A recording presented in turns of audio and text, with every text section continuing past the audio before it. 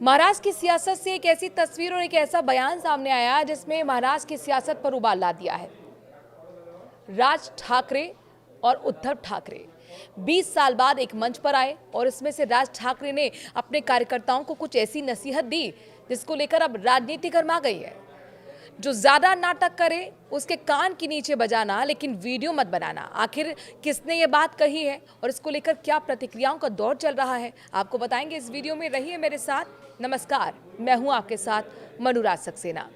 महाराष्ट्र की राजनीति में 5 जुलाई का दिन बड़ा बदलाव लेकर आया है। यहाँ 2 दशक बाद ठाकरे परिवार एक हो चुका है। उद्धव ठाकरे और राज ठाकरे ने शनिवार को एक ही मंच से भाषण दिया। इस दौरान दोनों ने सत्ताधारी बीजेपी पर निशाना साधा। राज ठाकरे ने बीजेपी पर निशाना साधते हुए कहा कि आपके पास विधानसभा में सत्ता है, लेकिन हमारे पास सड़कों की सत्ता है। मेरे पास शिक्षा मंत्री दादा भूसे आए थे। मैंने उनसे कहा कि आपकी बात मैं सुनूंगा, लेकिन मानूंगा नहीं। आज महाराज जब एक साथ खड़ा हुआ है तो सरकार को ये दिखाई दिया होगा कि जब ये राज्य एकजुट होता है तब क्या होता है। राज ठाकरे ने कहा कि हिंदी भाषी प्रांतों के लोग यहाँ रोजगार के लिए आते हैं और हमें कहते हैं कि हम हिंदी भाषा सीखें। मराठा साम्राज्य हर जगह पहुंचा था, लेकिन क्या हमने मराठी भाषा किसी पर थोपी? नहीं।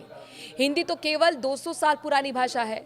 इन लोगों ने हिंदी लागू करने का प्रयास सिर्फ ये जताने के लिए और जांचने के लिए किया कि क्या मुंबई को महाराष्ट्र से अलग किया जा सकता है।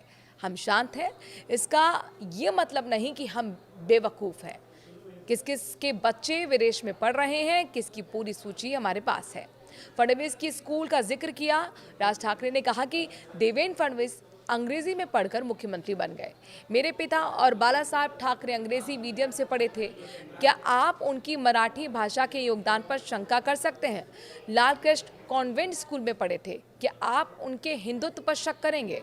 जयललिता, स्टालिन, उदयनिधि, पवन कल्याण, कमल हसन और अभिनेता विक्रम और सूर्या, AR रहमान, ये सब अंग्रेजी मीडियम से पढ़े हैं।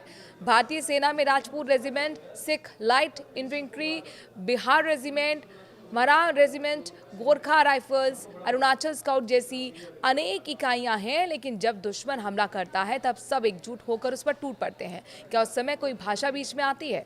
अब ये लोग आपको जाति और भाषा के नाम पर बांटने की कोशिश करेंगे, लेकिन हम मराठी के तौर पर एक होकर खड़े रहेंगे। किसी को हमारे बीच में दरार नहीं डालने देंगे। अपने कार्यकर्ताओं को नसीहत देते हुए राज ठाकरे ने कहा कि कल मीरा रोड में एक व्यवसायी की हत्या कर दी गई। क्या उसके माथे पर लिखा था कि वो गुजराती है? अब तक हमने कुछ नहीं किया है और अब आम आदमी को मराठी आनी चाहिए।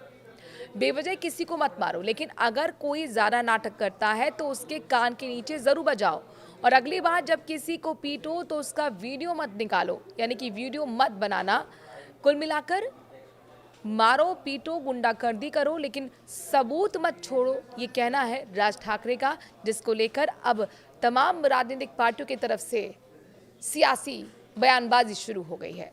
आखिरकार मराठी मानुष की राजनीति हमेशा ठाकरे ब्रदर्स करते रहे हैं, लेकिन एक साथ दोनों का मंच पर आना, एकजुट होना, क्या आपको लगता है एक बड़ा बदलाव महाराष्ट्र की सियासत में आएगा? और जो कार्यकर्ताओं को नसीहत राज ठाकरे की तरफ से दी गई है गुंडागर्दी करने की, मराठा ना बोलने पर वीडियो ना बनाने की, लेकिन कान के नीचे बनाने की, इसको किस तरह से आप देखते हैं? कमेंट के जरिए अपनी राय जरूर दें। नमस्कार।